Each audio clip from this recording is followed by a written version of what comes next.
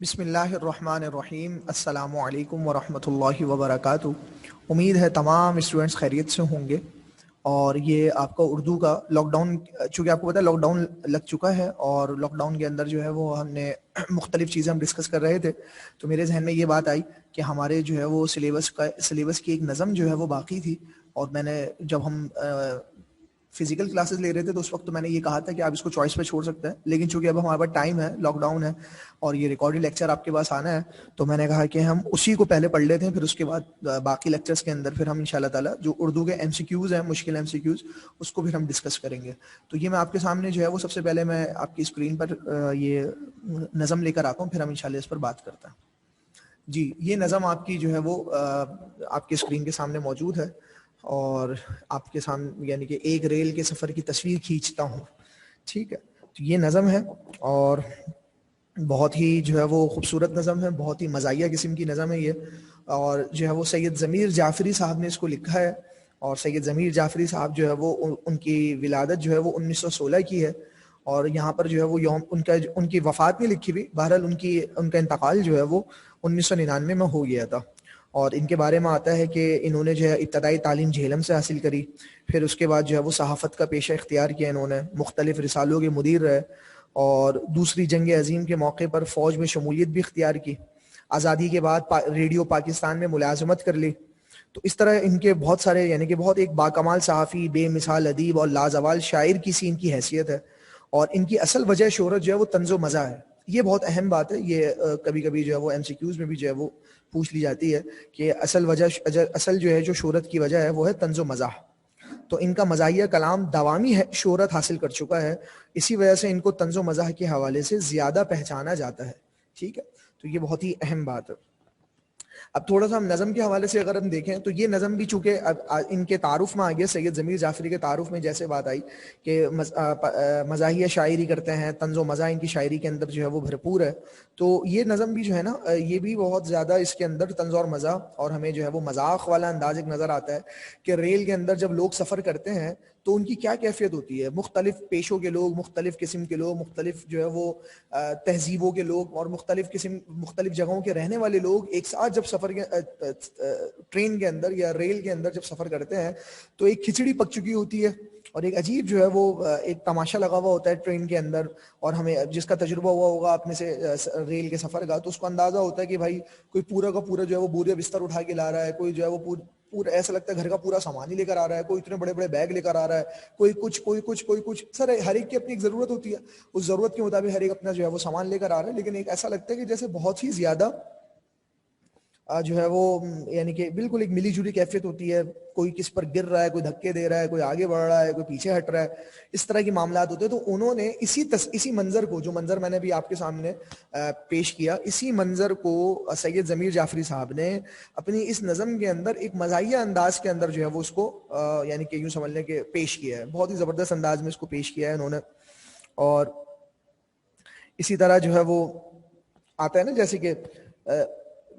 Train کے بارے میں آتا ہے کہ یہ ایک بہت ہی مقبول جو ہے وہ ذریعہ سفر ہے، اسی لیے اکثر اسی میں جو ہے وہ لوگ سفر کرنے پر مجبور ہوتے ہیں، اور جو ہے وہ جو ریلوے کا جو نظام ہے اور ڈبوں کی جو گنجائش ہے اس میں کم ہوتی ہیں، اور مسافر جو ہے وہ کثرت سے ہوتے ہیں، سامان بھی بہت ہوتا ہے ان کے اندر۔ تو یہ اس طرح کی باتوں کو انہوں نے جو ہے نا اپنی شاعری کے اندر یہی بتانا چاہتے ہیں کہ ناخواندگی کے سبب، جہالت کی سبب، اور لوگوں کی جو ہے وہ لاشعوری کی وجہ سے جو ہے وہ ایک بہت بڑا عوام کا ہمارا حصہ ایسا ہے، عوام یعنی کہ لوگوں کا ایک بہت بڑا حصہ ایسا ہے جو کہ آداب سفر سے ناواقف ہوتا ہے، اور ان کو یعنی کہ ان کی وجہ سے کسی کو تکلیف پہنچ رہی ہے، ان کے سامان کسی کے سر پہ لگ رہا ہے، کسی کو تکلیف پہنچا رہا ہے، کسی کو جانے سے روک رہا ہے، ٹھیک ہے، ان کو اس بات کی فکر نہیں ہوتی۔ تو یہ انہوں نے اس نظم کے اندر جو ہے بہت زبردست انداز میں پیش کی ہے، ٹھیک ہے۔ ہم جو ہے وہ پہلے ایک دفعہ نظم کو ہم پڑھ لیتے ہیں، پھر اس کے بعد جو ہے ہم انشاءاللہ تعالی اس کو سمجھیں گے تھوڑا تھوڑا کر کے۔ اسی میں ملت بیضا سما جا، کود جا بھر جا، تیری قسمت میں لکھا جا چکا ہے تیسرا درجہ، نہ گنجائش کو دیکھ اس میں، نہ تو مردم شماری کر، لنگوٹی کس خدا کا نام لے گھس جا سواری کر، ابس گننے کی یہ کوشش کہ ہیں کتنے نفوس اس میں، کہ نکلے گا بحر عنوان تیرا بھی جلوس اس میں، وہ کھڑکی سے کسی نے مورچہ بندوں کو للکارا، پھر اپنے سر کا گٹھر دوسروں کے سر پہ دے مارا، کسی نے دوسری کھڑکی سے جب دیکھا یہ نظارہ، زمین پر آ رہا دھم سے کوئی تاجے سرے دارا، یہ سارے کھیت کے گنے کٹا لایا ہے ڈبے میں، وہ گھر کی چار پائی تک اٹھا لایا ہے ڈبے میں۔ سبحان اللہ۔ یہ دیکھیں یہ کتنے زبردست انداز کے اندر یہاں پر جنہوں نے جو ہے منظر کشی کی ہے۔ آگے دیکھیں کیا کہتے ہیں، کسی پیچاک میں سیکل کلہاڑا جگمگاتا ہے، کسی روزن سے ایک کالا سلیپر منہ کو آتا ہے۔ آگے کہہ رہے ہیں، کھڑے ہیں حقے بما مینار آتش دان تو دیکھو، یہ قوم بے سر و سامان کا سامان تو دیکھو۔ وہ ایک رسی میں پورا لاؤ لشکر باندھ لائے ہیں، یہ بستر میں ہزاروں تیر و نشتر باندھ لائے ہیں۔ سراہی سے گڑھا روٹی سے دسترخوان لڑتا ہے، مسافر خود نہیں لڑتا مگر سامان لڑتا ہے۔ سبحان اللہ، زبردست، بہت ہی مزاحیہ نظم ہے، زبردست۔ دیکھیں اب اس کو ہم جو ہے نا تھوڑا بہت سمجھنے کی کوشش کرتے ہیں۔ دیکھیں اس میں جو پہلا لفظ استعمال ہوا ہے نا ملت بیضا، اس سے اصل میں مراد ملت بیضا سے مراد ہے مسلمان قوم، اور یہ یعنی کہ طنزیہ انداز میں کہہ رہے ہیں کہ مسلمان قوم جو ہے وہ اتنی زیادہ تہذیب یافتہ قوم تھی، لیکن اب چونکہ جہالت جو ہے وہ جہالت کا غلبہ ہے، جہالت غالب آ چکی ہے لوگوں کے اندر، چنانچہ اب ان کا یہ حال ہو چکا ہے کہ بس وہ نہ کسی کی رعایت کرتے ہیں نہ کسی کا خیال کرتے ہیں، بس جہاں جگہ ملی انہوں نے جو ہے وہ اپنا سامان گھسانا ہے، اپنے جسم کو گھسانا ہے وہاں پر۔ تو یہ انہوں نے ایک طنزاً کہا ہے کہ تم تو ملت بیضا تھے، تمہیں کیا ہو گیا؟ تو جی تو کہہ رہے ہیں کہ یعنی کہ جو سفر کے دوران جو ہے وہ یعنی کہ یوں کہہ رہے ہیں کہ بس یہ جو چھوٹا سا ڈبہ ہے ٹرین کا، اسی میں سب سما جا، کود جا، بھر جا، بس بالکل تمہیں کوئی گنجائش نظر آئے نہ آئے، بس تم اپنا سامان گھسیڑنا ہے، تمہیں خود گھسنا ہے، اس کے اندر چلے جانا ہے۔ تیری قسمت میں لکھا جا چکا تیسرا درجہ، یعنی کہ دیکھیں نا ہوتا یہ ہے کہ ریل میں مسافروں کے لیے جو ہے نا 3 درجے ہوتے ہیں اصل میں، صحیح ہے نا۔ پہلا جو ہوتا ہے وہ فرسٹ کلاس ہوتا ہے، آپ کو بھی پتا ہوگا، اور تیسرا درجہ جو ہوتا ہے وہ سیکنڈ کلاس کہلاتا ہے، اور دوسرا درجہ جو ہے سیکنڈ کلاس کہلاتا ہے، اور تیسرا درجہ تھرڈ کلاس کہلاتا ہے۔ تو درجہ اول اور دوم میں سفر کرنے کا کرایہ زیادہ ہوتا ہے، اس لیے اس میں امیر لوگ سفر کرتے ہیں، اور وہاں پر جو ہے وہ آپ کو پتا ہے آرام اور سکون راحت ہوتا ہے، اور آج کل جدید دور ہے چونکہ تو اب تو اے سی کا انتظام بھی ہوتا ہے، اور مختلف جو ہے وہ ڈبوں کے اندر آپ پوری بکنگ کروا لیں تو آپ کو دروازے بھی مل جاتے ہیں وہاں پر، ٹھیک ہے۔ یہاں پر یہ جو تیسرا درجہ ہے اس سے مراد ان کی یہی ہے کہ امت مسلمہ کے لیے تیسرا درجہ لکھا جا چکا ہے کہ بیچارے غریب ہیں، مسکین ہیں، کھانے کو کچھ نہیں ہے، صحیح ہے، پہننے کے لیے جو ہے وہ کوئی خاص کپڑا نہیں ہے، تو یہ بیچارے تیسرے درجے میں ہی آتے ہیں۔ اور پھر تیسرے درجے کا حال یہ ہوتا ہے جو انہوں نے اس نظم کے اندر جو ہے نا منظر کشی کری ہے، صحیح ہے۔ تو یہی حال ہوتا ہے۔ پہلا درجہ اور دوسرا درجہ بہرحال قدر بہتر ہوتا ہے، اس کے اندر اتنا زیادہ جو ہے وہ اتنا زیادہ سامان والے لوگ نہیں ہوتے، اتنا زیادہ رش نہیں ہوتا اس کے اندر، ٹھیک ہے۔ تیسرے درجے کے اندر یعنی کہ جس کو ہم اکانومی کہتے ہیں نا، اکنامیکل کلاس، آپ نے یہ لفظ سنا ہوا اکنامیکل کلاس، اس کا بڑا بیڑا غرق ہوتا ہے، انسان مٹی میں اٹا ہوا اپنے جو ہے منزل کو پہنچتا ہے، صحیح، مٹی بھی خوب آ رہی ہے، دھکے بھی لگ رہے ہیں، اور جو ہے وہ گالیاں بھی پڑ رہی ہیں، ایک دوسرے کو جو ہے برا والا بھی کہہ رہے ہیں لوگ، ذرا سی اگر کسی سے اونچ نیچ ہو جاتی ہے تو یہ بڑی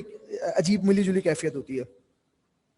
نہ گنجائش کو دیکھ اس میں، نہ تو مردم شماری کر، صحیح ہے نا، کوئی گنجائش کو دیکھنے کی ضرورت نہیں ہے، مردم شماری کی بھی ضرورت نہیں ہے کہ بھائی تم گنو لوگوں کو کہ بھائی گنجائش ہے، بھائی ڈبہ جو ہے وہ 100 لوگوں کے لیے ہے، یہاں پہ 200 لوگ گھسے ہوئے ہیں، تمہیں کوئی فکر پرواہ ہے نہیں، لیکن نہیں گھسے ہوئے، لنگوٹی کس، بس اپنی جو ہے وہ شلوار کو کسو، لنگوٹی آپ کو پتا ہے وہ لنگی کو کہتے ہیں، اور خدا کا نام لے گھس جا سواری کر، بس یہ والی کیفیت ہے۔ اب بس گننے میں یہ کوشش کہ ہیں کتنے نفوس اس میں، صحیح ہے، اب بس کہتے ہیں بیکار، یہ بات بیکار ہے کہ ہم یہ گننے کے لیے یعنی کہ گننے کی کوشش کریں کہ بھائی کتنے لوگ اس میں سوار ہیں، بس آپ نے کیا کرنا ہے، بس کہ نکلے گا بہر عنوان تیرا بھی جلوس اس میں، کہ تجھے بھی بس اس میں گھس کر جو ہے وہ ایک جلوس کی صورت میں جو ہے نا تم نے اس کے اندر گھسنا ہے، اور تم نے جو ہے وہ یہاں پر سفر کرنا ہے، اس کے علاوہ جو ہے تمہارے پاس کوئی اور جو ہے وہ گنجائش ہی نہیں ہے۔ وہ کھڑکی سے کسی نے مورچہ بندوں کو للکارا، پھر اپنے سر کا گٹر دوسروں کے سر پہ دے مارا۔ ایسا ہوتا ہے عموماً جو ہے وہ ریل کے سفر میں، خاص طور پہ یہ اکنامیکل کلاس کے اندر نا، کہ وہ اپنا سامان لوگ جو ہے کھڑکیوں سے اندر پھینک رہے ہوتا ہے، صحیح ہے، وہ یہی اسی کی بتا رہے ہیں کہ بھائی وہ اپنا سامان جو ہے وہ ایک بندہ باہر کھڑا ہوا ہے، ایک بندہ جو ہے وہ ٹرین کے اندر گیا اور وہ کھڑکی پہ کھڑا ہو گیا، اور وہاں سے وہ دھڑ دھڑ دھڑ سامان جو ہے وہ اندر پھینک رہا ہے۔ اب وہ کسی کے سر پہ لگے گٹر، وہ اتنا بڑا گٹرا ہوتا ہے، سامان ہوتا ہے، صحیح ہے، اس کے اندر جو ہے صندوق ہوتا ہے، بہت ڈبے ہوتے ہیں، کسی کے سر پہ لگ رہا ہے، پیر پہ لگ رہا ہے، دب رہا ہے، کسی کو چوٹ لگ رہی ہے، اس سے کسی کو کوئی پرواہ نہیں ہے، بس اپنے سامان کی پرواہ ہے، اور لوگ جو ہے وہ بس اس کے اندر ہی جو ہے وہ اپنا گٹرا اٹھا، یعنی کہ بس قصائی کی کسی کیفیت ہے کہ بس اس نے جو ہے وہ سر پر چائے پائی اٹھانی ہے، اور وہ سب بس بالکل اس نے یوں سمجھ لیں کہ کسی کا خیال نہیں کرنا،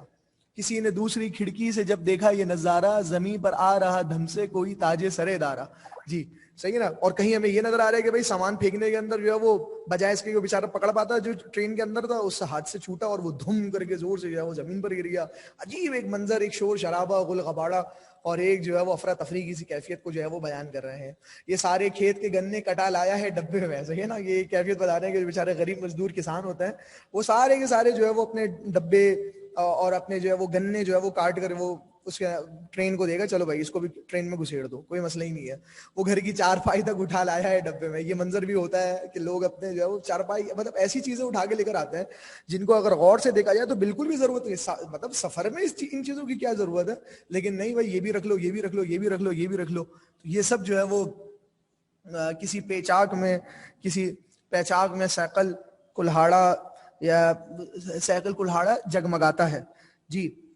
سیکل کا مطلب اصل میں سیکل کا مطلب ہوتا ہے دھار لگا ہوا، ٹھیک ہے. اور پیچاک کا مطلب ہوتا ہے لپٹی ہوئی. یعنی کہ یوں کہہ رہے ہیں کہ کلہاڑا جو ہے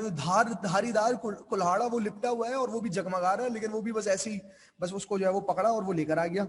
اور کسی روزن سے ایک کالا سلیپر منہ کو آتا ہے. اور کسی روزن کا مطلب ہوتا ہے کھڑکی کھڑکی کہہ لیں یا کوئی بھی سوراخ کو روزن کہتا ہے. تو مطلب یہ ہے کہ ایسا بھائی کھڑکی سے جو ہے وہ سامان پھینک رہے ہیں تو اسی میں کسی نے اپنا سلیپر پھینکا. سلیپر آپ کو پتا ہے وہ جو چپل ہوتی ہے، صحیح ہے، سستی والی جو چپل ہوتی ہے چھوٹی سی، اس کو بولتے ہیں سلیپر. تو وہ کسی نے پھینکا ہے اور وہ منہ پہ لگ رہا ہے کسی کے، ان کو کسی اس چیز کی پرواہ نہیں ہے. اور وہ کلہاڑا اتنی خطرناک چیز ہے، وہ بھی جو ہے وہ اسی طرح بے احتیاطی سے جو ہے وہ اس کو جو ہے وہ ٹرین کے اندر ڈال رہے ہیں. کسی کو لگ جائے، کٹ جائے، کچھ ہو جائے، امت کو اس کی فکر ہی نہیں ہے. ٹھیک ہے نا. بس اس کو اپنا کام کرنا ہے. کھڑے حقے بما مینار آتش دان. تو دیکھو آتش دان کے ساتھ ساتھ حقے بھی کھڑے ہیں، یعنی کہ اپنے گاؤں کا وہ حقہ بھی اٹھا کے لے کر آیا ہے. اس کے ساتھ جو آتش دان ہوتا ہے جس میں حقے کو جلایا جاتا ہے وہ سب کچھ جو ہے وہ اٹھا کے لے کر آیا ہے. یہ قوم بے سر و سامان کا سامان. تو دیکھو یہ بھی زبردست طنز کیا ہے انہوں نے امت کے اوپر کہ ہم کہتے ہیں کہ یہ بڑی غریب قوم ہے، بے سر و سامان ہے، ان کے پاس کھانے کو کچھ نہیں ہے، رہنے کو جگہ نہیں ہے، پہننے کو کپڑے نہیں ہے. لیکن جب ان کے سامان کا عالم ہم ٹرین میں دیکھتے ہیں تو سر پکڑ کے بیٹھ جاتے ہیں کہ یا اللہ یہ کہاں سے اتنا سامان لے کر آ گئے. اور ویسے تو یہ اپنی غریبی کا رونا روتے رہتے ہیں. تو یہ ایک عجیب طنز مارا ہے انہوں نے، بہت اچھے طریقے سے میٹھے انداز میں جو ہے وہ ایک طنزیہ شعر ہے. وہ ایک رسی میں پورا لاؤ لشکر باندھ لائے ہیں، یہ بستر میں ہزاروں تیر و نشتر باندھ لائے ہیں. ٹھیک ہے نا. تیر و نشتر کا مطلب ہوتا ہے اصل میں نشتر کہتے ہیں چبھنے والی چیز کو. کوئی بھی چیز جو چبھنے والی ہوتی ہے اس کو نشتر کہتا ہے. تو وہ یہ کہہ رہے ہیں کہ عجیب کیفیت ہے اپنی بستروں کے اندر، اپنے گدوں کے اندر، اپنے جو ہے وہ تھیلیوں کے اندر، رسیوں کے اندر ایسی ایسی چیزیں باندھ کے لائیں کہ جب وہ رکھ رہے ہیں تو انسان جب وہاں پر بیٹھ رہا ہے، وہاں پر اپنا پاؤں رکھ رہا ہے، لگا رہا ہے تو وہ چبھ رہا ہے اور کسی کو گھس رہا ہے، کسی کو تکلیف ہو رہی ہے. بہرحال اس سے کسی کو کوئی پرواہ نہیں ہے. سراہی سے گھڑا روٹی سے دسترخوان لڑتا ہے. صحیح ہے نا. سراہی آپ کو پتا ہے جس میں پانی بھرتا ہے سراہی اس کو بولتا ہے. اور گھڑا بھی جو ہے وہ پانی کا ہی ہوتا ہے اصل میں. آپ آپس میں ٹکرا رہے ہیں، تھڑ تھڑ تھڑ تھڑ ٹرین چل رہی ہے، تھڑ تھڑ کی آوازیں پیدا ہو رہی ہیں، روٹی دسترخوان سے لڑ رہی ہے. ایک ایسی کیفیت ہے عجیب، دسترخوان جو ہے وہ روٹی کو مار رہا ہے اور روٹی جو ہے دسترخوان کے اوپر جو ہے وہ چڑھی ہوئی ہے اور وہ آپس میں جو ہے وہ ڈبے بج رہے ہیں. عجیب کھڑکھڑ. ویسی ٹرین کے اندر اتنا شور ہوتا ہے، ٹرین کی اپنی آواز، پھر اس کے اندر جب یہ ساری چیزیں ہوتی ہیں انسان خود پریشان ہو جاتا. تو آخر میں انہوں نے بس اتنا ہی کہا. یہ خلاصہ ہی سمجھ لیں آخری جو مصرع ہے اس نظم کا کہ مسافر خود نہیں لڑتا مگر سامان لڑتا ہے. کہ مسافر کا یہ حال ہے کہ وہ خود تو نہیں لڑ رہا بظاہر، لیکن اس کا سامان اتنا زیادہ، اتنا کثرت سے ہے کہ وہ بیچارہ جو ہے وہ لڑنے پر مجبور ہے. تو یہ چھوٹی سی نظم تھی، میں نے اس کو جو ہے وہ مختصر انداز کے اندر ہی آپ کے سامنے جو ہے وہ اس کو رکھا. تو بس آپ اس کو دیکھ لیجیے گا. ٹھیک ہے. اب انشاءاللہ تعالیٰ موقع ملا تو ہم اگلے لیکچرز کے اندر اگر ہمیں یہی ریکارڈ لیکچر ہی ہمارے اگر چلے تو ہم انشاءاللہ تعالیٰ پھر ایم سی کیوز کو ہم اس میں ڈسکس کریں گے. اور اللہ کرے جو ہے وہ اللہ پاک ہمارے لیے آسانی کا معاملہ کرے اور یہ لاک ڈاؤن کی کیفیت کو ختم فرمائے. دعاؤں میں یاد رکھیں، اپنا بہت خیال رکھیں. جزاکم اللہ خیرن. السلام علیکم ورحمۃ اللہ وبرکاتہ.